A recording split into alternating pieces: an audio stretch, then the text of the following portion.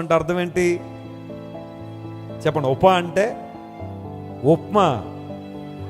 అమ్మ నీకు తెలిసిన ఉపవాసం అదేనేమో. ఉపవాసం అనగానే ఉప్మా వండుకుని తినేయడం అనుకుంటారు చాలామంది. నో, ఉపవాసం అంటే దేవుని దగ్గరగా రావడం. అంటే దగ్గరగా అని అర్థం. ఉపవాసం అంటే ఎవరికి దగ్గర? దేవుని దగ్గర. కొంతమంది ఉపవాసం చేస్తారు. ఈరోజు ఫ్రైడే అండి, మేము ఫాస్టింగ్ అండి, ఊరు వెళ్తున్నాను, మా కోసం మీరు కొంచెం ప్రార్థన చేసేయండి. ఇంకెందుకు మనం ఉపవాసం చేయడం? అది ఆచారసమైన ఉపవాసమే కానీ అర్థవంతమైన ఉపవాసం కాదు. ఉపవాసం అంటే నువ్వు ప్రార్థన చేయాలి. ఆ సమయాన్ని దేవుని కోసం కేటాయించి వాక్యం చేయడంలో, ప్రార్థన చేయడంలో వినియోగించాలి. కానీ ఉపవాసం ఉండని చెప్పి ఎవరో చేస్తున్నట్టుగా నువ్వు కూడా ఉపవాసం చేయడేసే ఆ పరిస్థితి కాదు బైబిల్ చెబుతుంది. ఉపవాసం అంటే దేవుని దగ్గరగా రావడం, coming closer to God. Put everything aside. సమస్తాన్ని ప్రక్కన పెట్టేసాయి. ఫోను, ల్యాప్టాప్ అన్నీ పక్కన పెట్టు. కూర్చో దేవుని సన్నిధిలో. Lord, talk to me. Reward